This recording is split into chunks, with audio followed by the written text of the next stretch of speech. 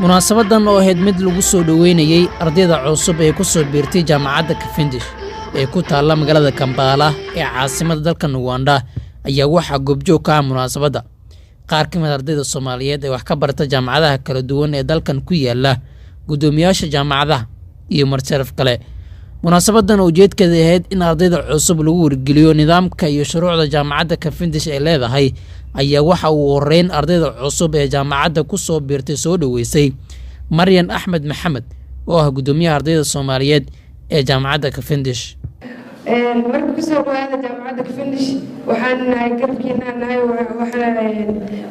waxay ka qurux badneed waxa fiicneed inaan igu dhigno meeshaan ka qurux badan waa daalatiin oo dareemayna 14 April uu dhacaya marka waxaan rabnaa inaan xafladaas ka qayb qaadano oo si wacan calankeena u soo bandhigno activity-yada oo ugu waaweyn oo jaamacadda ay qabato uu ku mid yahay hadaan calankeena ka muuqan meeshaas waxay la mid tahay inaan ka tirsaneyn dad ama dadka Soomaalida oo jaamacadda ay ku yartahay bay ka tarjumaysaa marka inaan ka qayb qaadano gacmahaas qabsano dhammaanteen wada shaqeyn dhanka kale Fartuun Cabdiqaadir Maxamed oo ka mid ah mashraftii munaasabadda lagu cazumay ayaa ardayda cusub ku boorisay in kaalin muuqato ay ka qaataan kor u qaadida magaca ummadda Soomaaliyeed Soomaali waxa lahaa ma istaagto xil Soomaali waxa la activity ma istaagto aan jaamacadda ama madax wax noqota dad kala noqoto waxay naga aaminsan yihiin inaan nahay dad like at low waxba kala aqoonin kana qayb gali karna barnaamijyada waxaan ka codsanayaa aan ku dhiirigelinayaa sababtan kugu sheegay in ay tahay taas in aad ka mid noqotaan